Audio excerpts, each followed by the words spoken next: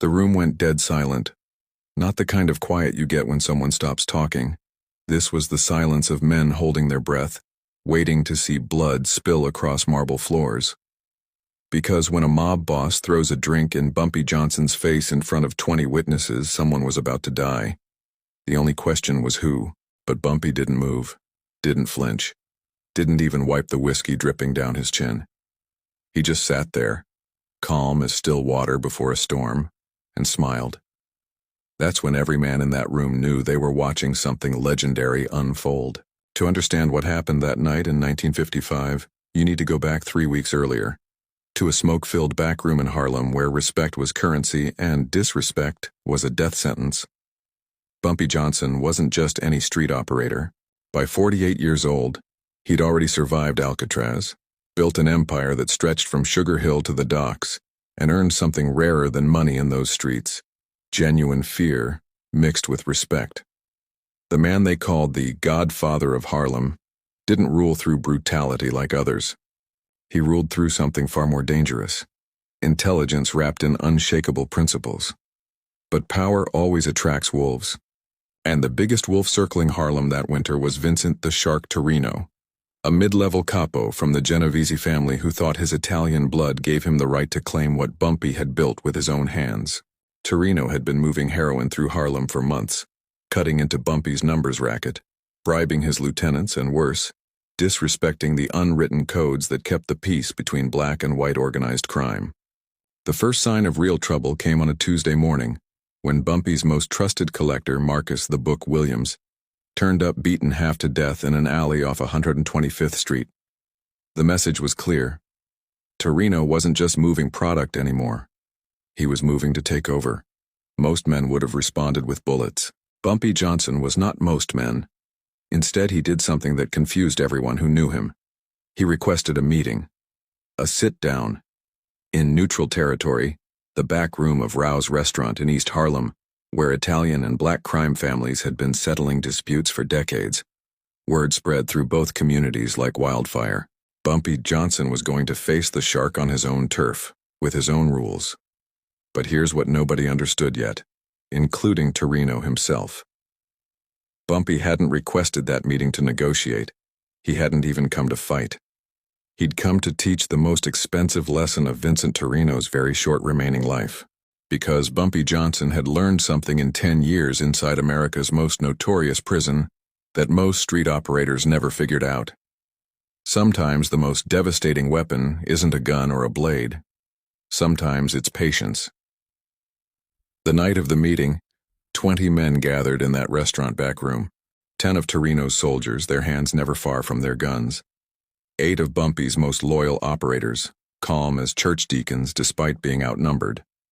And 2 neutral witnesses from the old Italian families, there to make sure whatever happened tonight stayed within the bounds of business.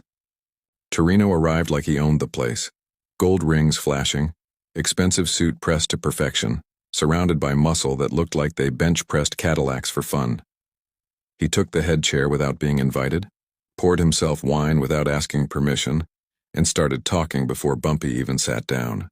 "Johnson," he said, not even using the respect of Mr. "You're getting old soft. Maybe it's time to step back, let younger men handle the real business in Harlem."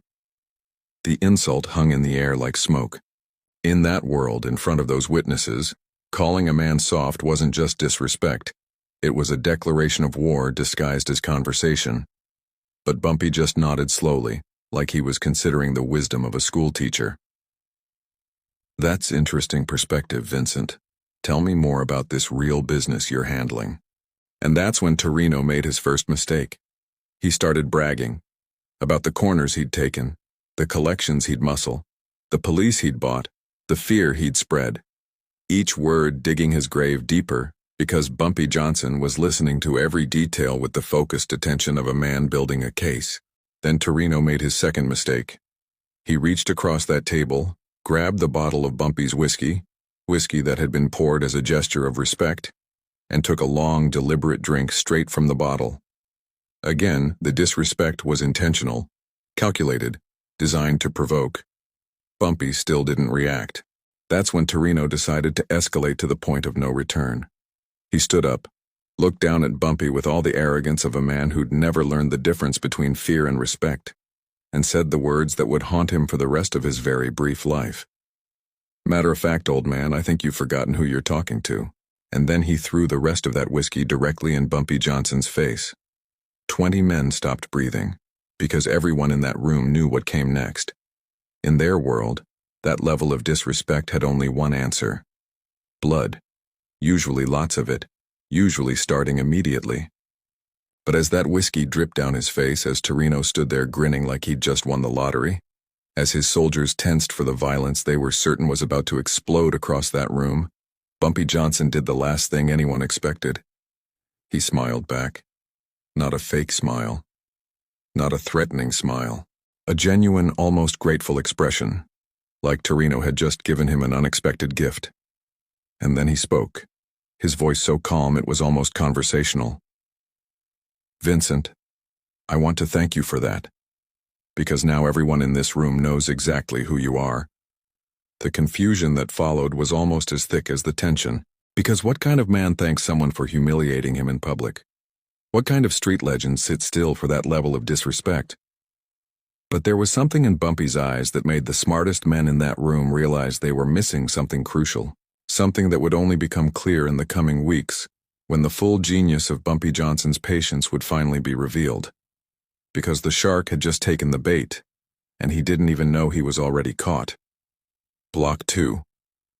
The escalation. The silence stretched for 10 seconds that felt like 10 years. Every man in that room was recalculating everything they thought they knew about power, respect, and what happened when you crossed certain lines. Because Bumpy Johnson had just been publicly humiliated in the worst possible way, and he was sitting there like nothing had happened. Torino's grin widened. This was better than he'd hoped. The legendary Bumpy Johnson, the man who'd supposedly stared down the FBI and walked out of Alcatraz with his head high, had just taken disrespect like a schoolboy, in front of witnesses, in front of soldiers who'd remember this night for the rest of their lives. "Look at that," Torino said, his voice dripping with mock concern. "The great Bumpy Johnson doesn't even have the balls to wipe his own face clean. Maybe those stories about Alcatraz were just fairy tales after all." His soldiers laughed. Not the nervous kind of laughter you hear when men are scared. This was genuine amusement. They were watching a legend crumble in real time, and it felt like Christmas morning. But if they'd been paying closer attention, they would have noticed something odd. Bumpy's men weren't laughing. They weren't even looking angry. They were watching their boss with the kind of focused attention you see in students waiting for a master class to begin, because they knew what Torino was about to learn the hard way. When Bumpy Johnson got quiet, people died. When he got insulted, families disappeared. And when he smiled after being disrespected, that's when even the devil started looking for an exit. Torino was too drunk on his own success to read the room. He walked around that table like he owned it, stopping behind Bumpy's chair, close enough that everyone could smell the whiskey on his breath.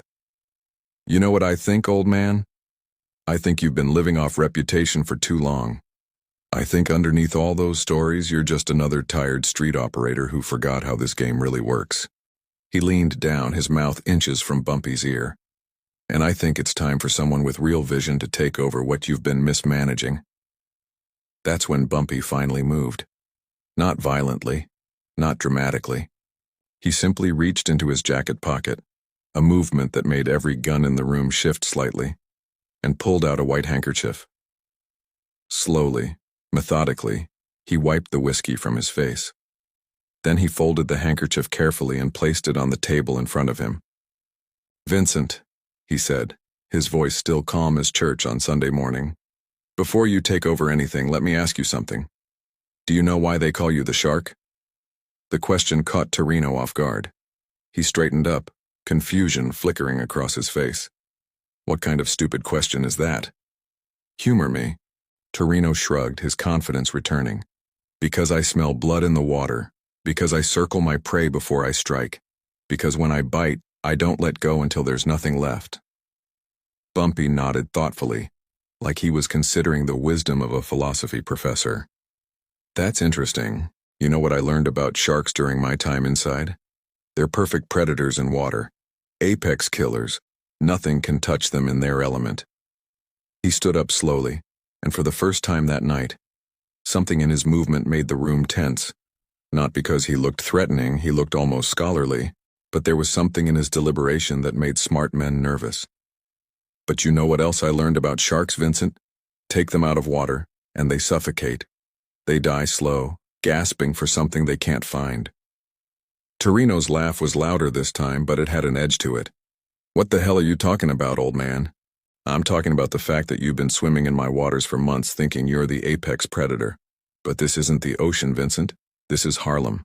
And in Harlem, there are rules you don't understand. Bumpy walked to the window overlooking the street, his hands clasped behind his back like a general surveying a battlefield.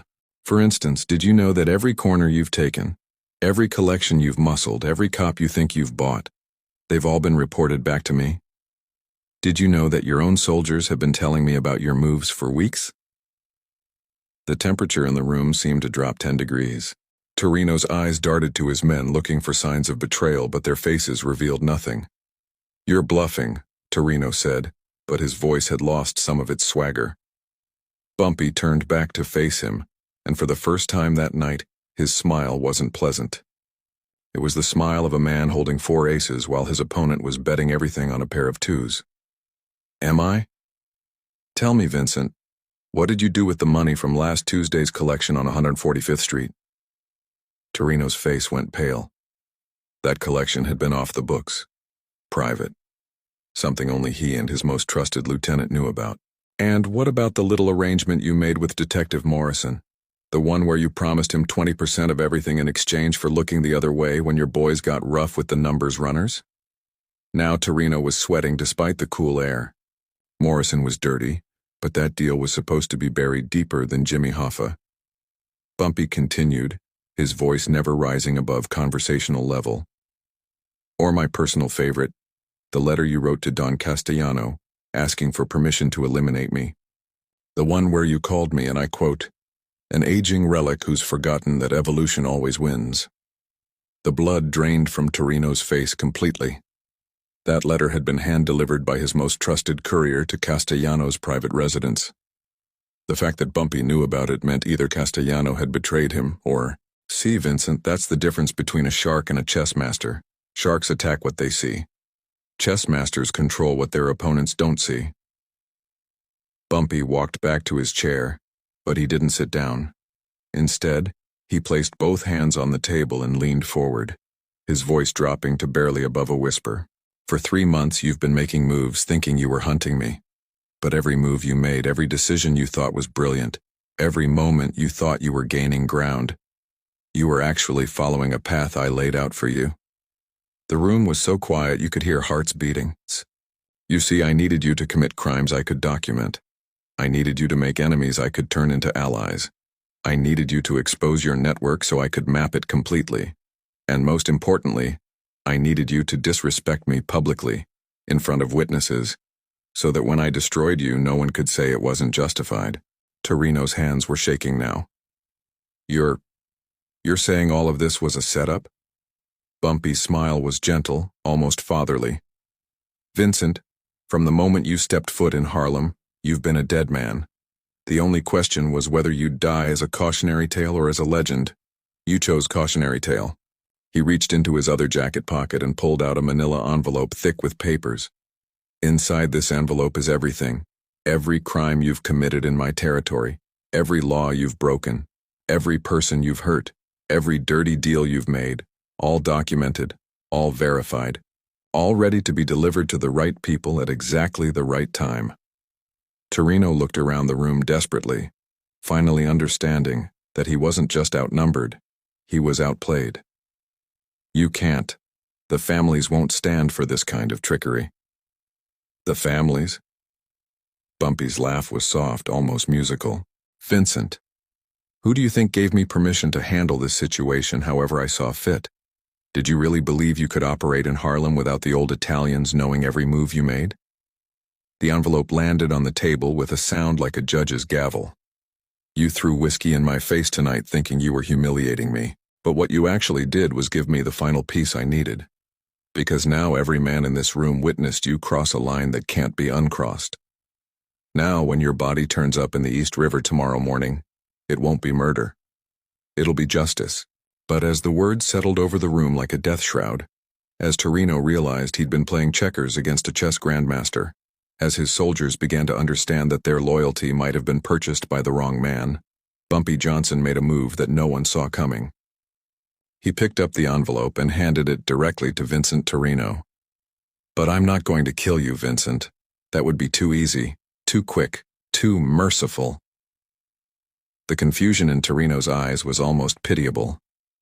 "You're going to take that envelope, and you're going to walk out of here tonight. And then you're going to spend every remaining day of your life knowing that I own you completely, that I could destroy you with a phone call, that your life exists only because I allow it to exist."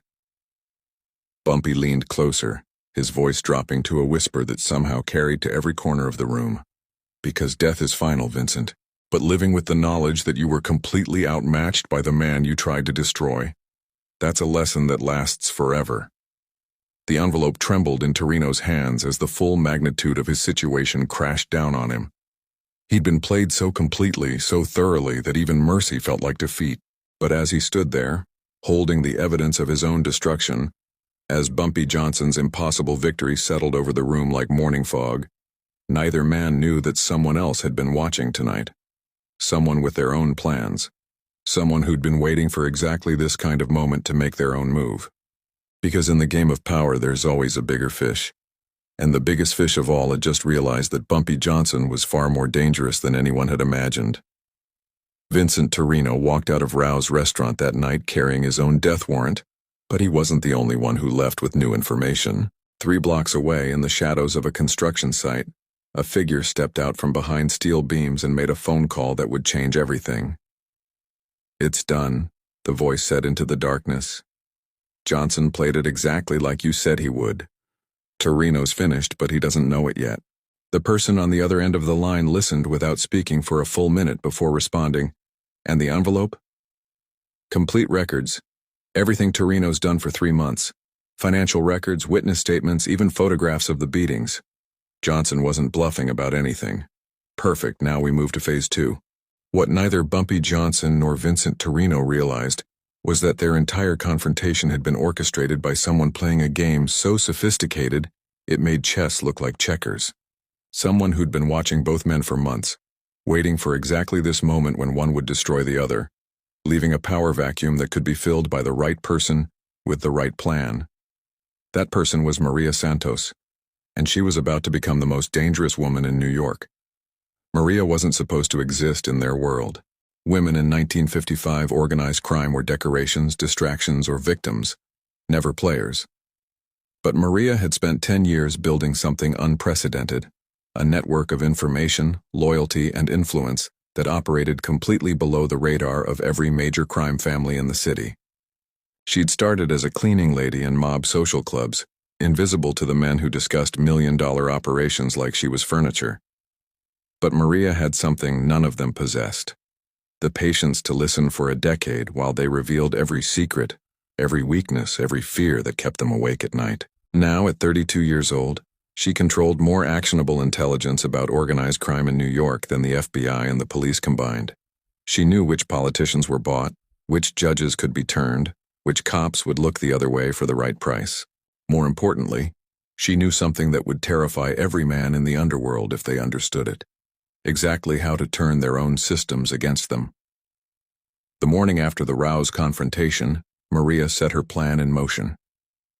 Her first stop was a small cafe in Little Italy, where she sat across from Detective Raymond Morrison, the same dirty cop who'd been taking money from Torino.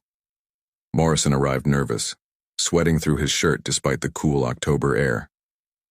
"You said you had information about the Johnson situation," Morrison said, his eyes darting around the cafe like a trapped animal. Maria slid a manila envelope across the table, thinner than the one Bumpy had given Torino, but infinitely more dangerous. "Inside that envelope," she said, her voice barely above a whisper, "are photographs of you taking money from Vincent Torino, bank records showing deposits that don't match your police salary, and sworn statements from 3 witnesses who can place you at crime scenes you never reported. Morrison's hands shook as he opened the envelope. His face went white as he saw images of himself accepting cash, shaking hands with known criminals, turning away from violence he was supposed to investigate. "What do you want?" he whispered. "I want you to arrest Vincent Torino tomorrow night. Charge him with everything Bumpy Johnson documented plus the crimes you've been covering up. Make it public. Make it spectacular. Make it look like the police finally decided to clean house."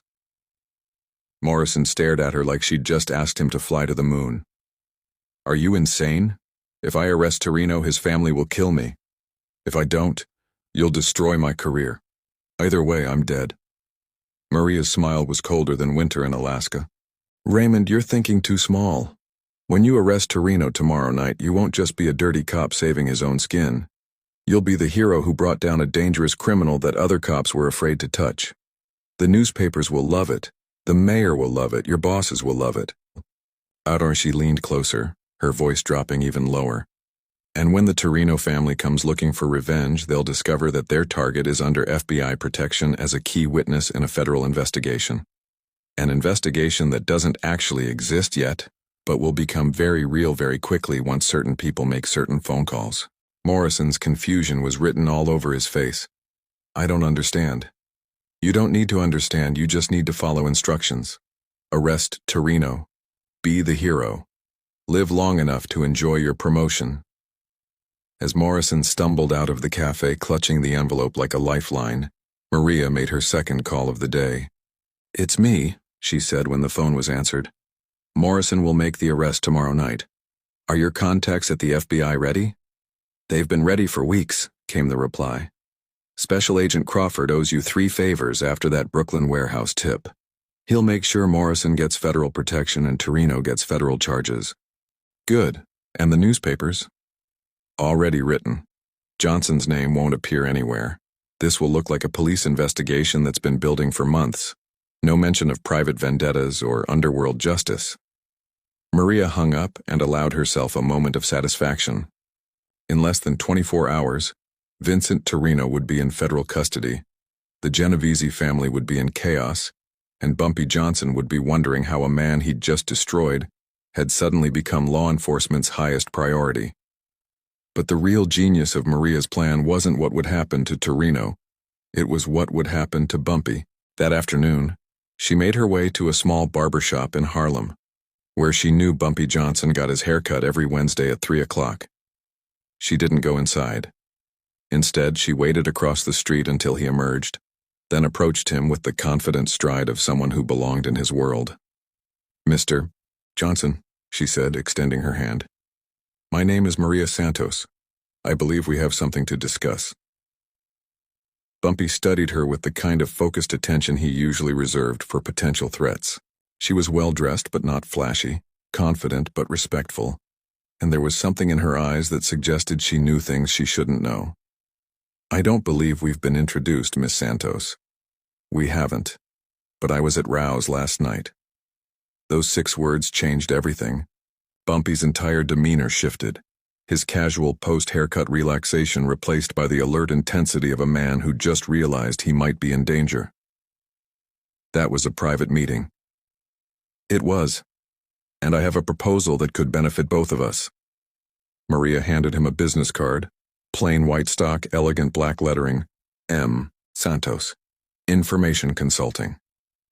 "Tomorrow night, Vincent Torino will be arrested by federal agents on charges that will put him away for 20 years. The arrest will be public, dramatic, and completely legitimate. By Friday morning, he'll be yesterday's news." Bumpy's eyes narrowed. "And you're telling me this because what happened last night proved you're the kind of man who understands that the most effective victories are the ones that look like justice instead of revenge. And I'm the kind of woman who can make sure your enemies always face justice." She turned to walk away, then stopped. "Oh, and Mr. Johnson? That envelope you gave Torino? He'll never get the chance to use it against you. By tomorrow night, it'll be evidence in a federal case." As Maria disappeared into the crowd, Bumpy Johnson found himself in an unfamiliar position. For the first time in decades, he'd encountered someone who seemed to know more about his business than he did, someone who could apparently make federal agents dance to her tune. someone who'd just offered him an alliance that could change the entire balance of power in New York. But as he stood there, studying that plain business card, Bumpy couldn't shake the feeling that he'd just met someone even more dangerous than himself. Someone who'd been playing a game so complex that his victory over Torino had actually been a move in her strategy, not his.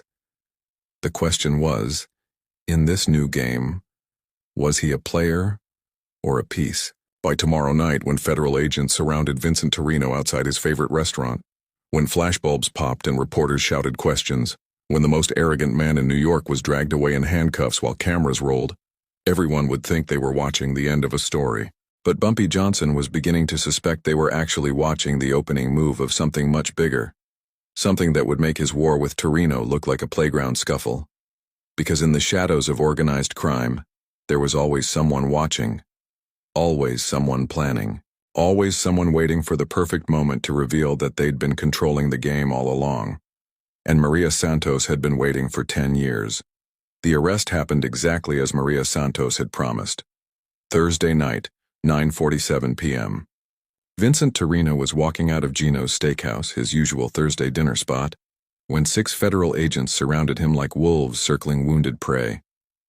The flashbulbs started popping immediately. Reporters had been tipped off, positioned perfectly to capture every moment of his humiliation. Vincent Torino, you're under arrest for racketeering, extortion, assault, and conspiracy to distribute narcotics, Special Agent Crawford announced, his voice carrying across the street loud enough for every witness to hear clearly. Torino's face went through a spectrum of emotions in seconds: confusion, anger, disbelief, and finally, panic. Because as the handcuffs clicked into place, as reporters shouted questions, as cameras captured his downfall for tomorrow's front pages, he realized something that made his blood run cold. This wasn't random. This was coordinated. This was planned. But the real shock came the next morning when he saw the newspaper headlines, because his arrest wasn't being reported as the result of Bumpy Johnson's vendetta or mob justice. It was being presented as the culmination of a months-long federal investigation into organized crime infiltration of Harlem's legitimate businesses. Every crime documented in that envelope Bumpy had given him was now federal evidence. Every witness Bumpy had cultivated was now a federal witness. Every piece of leverage Torino thought he had was now the foundation of a case that would put him away for decades. But here's what made it truly devastating. The newspapers painted him as a small-time thug who'd gotten too ambitious. Not a master criminal brought down by a worthy opponent, but a punk who'd overestimated his own intelligence and underestimated federal law enforcement. The humiliation was complete, public, permanent. 3 days later, Bumpy Johnson sat in his office above the Cotton Club, reading the morning paper with something approaching amazement. Torino's arrest had dominated the headlines for 72 hours straight.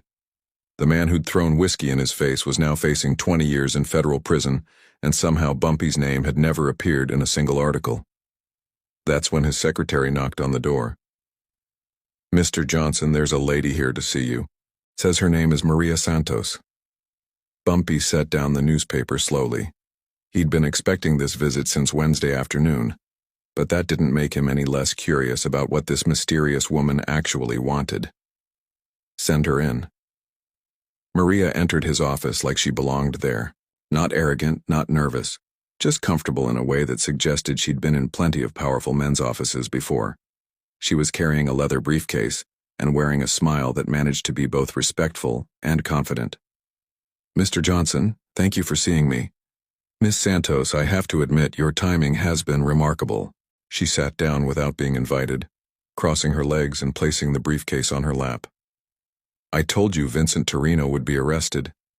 I told you it would look like justice instead of revenge. I told you the envelope would become federal evidence. You did. What I'm wondering is how a woman I'd never heard of until 3 days ago managed to orchestrate a federal investigation." Maria's laugh was soft, musical. "Mr. Johnson, I didn't orchestrate anything.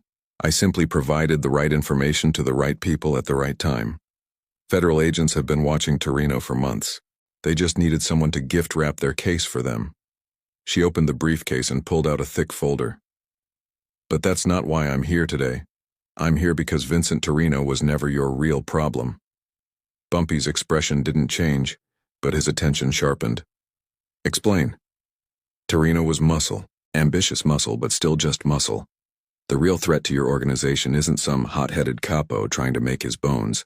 It's systematic, it's coordinated, and it's been building for 2 years. She slid the folder across his desk. Inside that folder is everything you need to know about Operation Cleanup. It's a joint task force between the FBI, the NYPD, and the District Attorney's Office. Their goal is to eliminate organized crime in New York entirely within 5 years. Bumpy opened the folder, and his blood went cold. The first page was an organizational chart showing every major crime family in New York. His own organization was prominently featured, with detailed information about his operations, his associates, his financial networks. But what made his hands clench into fists was the notation at the top of his section. Priority Target Alpha. They're not coming for you with bullets, Mr. Johnson. They're coming for you with laws, with taxes, with federal charges that will turn your own people against you. They're going to do to every major operator in New York exactly what they just did to Torino. Maria leaned forward, her voice dropping to barely above a whisper. But here's what they don't know. I've been inside their operation for 18 months. I know their targets. I know their timeline. I know their evidence. And I know exactly how to make sure they fail. Bumpy looked up from the folder, his eyes narrowing. What's your angle, Miss Santos? Nobody gives away information this valuable without wanting something in return. You're absolutely right. I want something very specific from you, Mr. Johnson. I want partnership.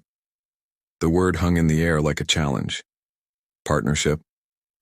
For 10 years, I've been invisible, gathering information, building networks, establishing connections. But I've reached the limit of what one person can accomplish alone. I need someone with your reputation, your resources, your understanding of how this world really works. She gestured to the folder. What I'm offering you isn't just information about Operation Cleanup. I'm offering you the ability to stay 3 steps ahead of every law enforcement agency in New York, forever. Bumpy studied her carefully. Everything about this woman suggested she was telling the truth, but the scope of what she was claiming seemed almost impossible. And in return? In return, you help me build something that's never existed before. An organization that controls information the way you control territory. That influences law enforcement the way you influence politicians. That operates so far above the traditional game that no one even realizes we're playing. She stood up, smoothing her skirt. Think about it, Mr. Johnson. Vincent Torino threw whiskey in your face and thought he was humiliating you. Instead, he handed you the perfect opportunity to demonstrate your power. Now imagine having that kind of leverage over every enemy you'll ever face. As she reached the door, she turned back. Oh, and Mr. Johnson? Page 15 of that folder shows the federal surveillance schedule for your organization. You might want to change your routine starting Monday. The door closed behind her with a soft click, leaving Bumpy alone with a folder that contained either the most valuable intelligence he'd ever received or the most sophisticated trap he'd ever encountered. He turned to page 15. Sure enough, there was a detailed schedule showing when and where federal agents would be watching his movements for the next 6 weeks. If this information was accurate, he could avoid surveillance entirely. If it was false, he'd walk directly into a federal sting operation. But as he sat there, weighing the risks and possibilities, Bumpy Johnson realized something that made him smile despite himself. For the first time in his career, he'd encountered someone who played the game at his level. Someone who understood that real power wasn't about violence or intimidation. It was about information and timing. Someone who might actually be worthy of partnership. The question was whether Maria Santos was offering him the opportunity of a lifetime or setting him up for the most sophisticated betrayal in the history of organized crime. Either way, he was about to find out if the most dangerous woman in New York was his greatest ally or his most formidable enemy. 1 month later, Vincent Torino sat in a federal holding cell, staring at walls that seemed to close in a little more each day. The newspapers had moved on to other stories. His former associates had forgotten his name. Even his own family had stopped taking his calls. But every night when the lights went out and the prison fell silent, He replayed that moment at Rao's restaurant. The whiskey dripping down Bumpy Johnson's face. The smile that should have been rage. The calm voice that should have been screaming for blood. He'd thrown that drink thinking he was claiming victory. Instead, he'd signed his own death warrant with whiskey and arrogance.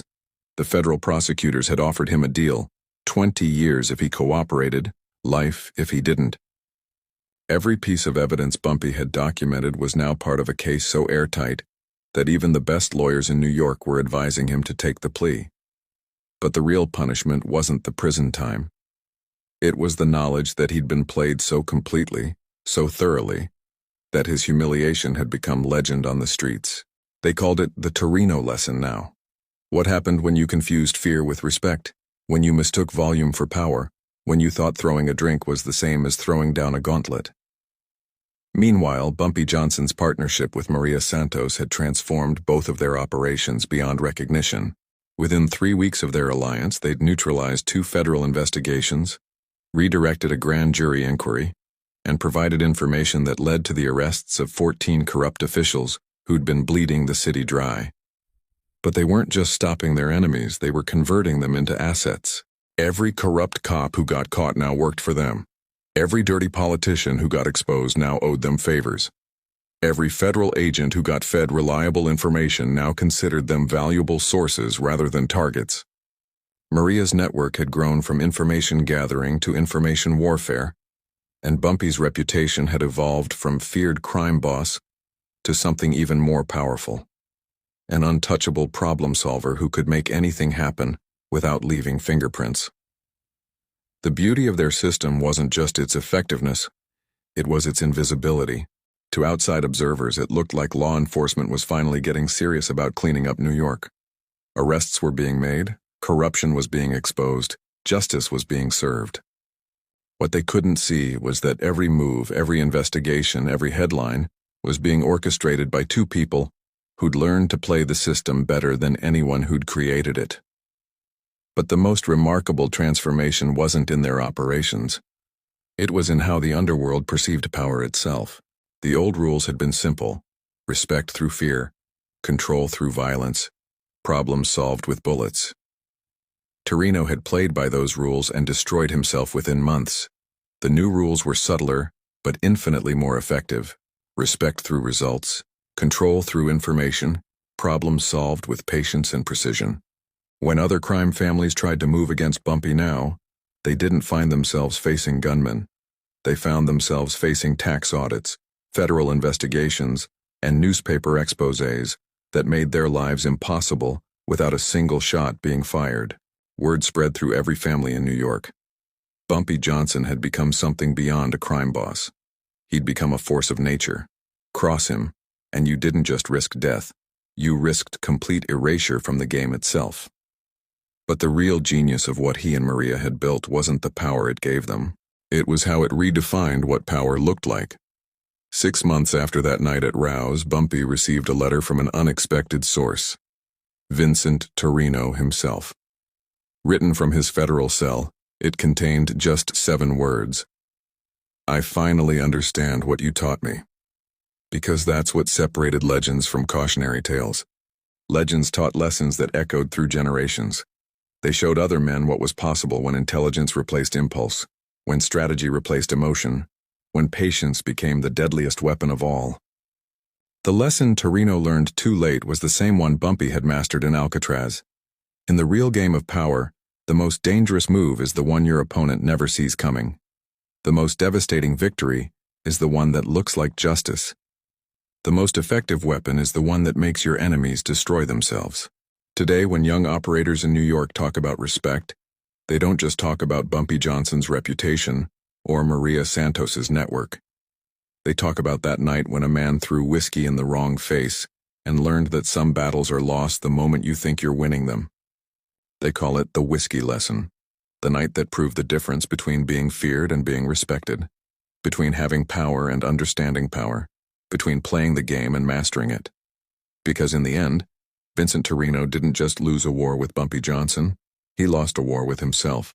His arrogance, his impatience, his need to prove his dominance through humiliation, all of it became the weapons that destroyed him.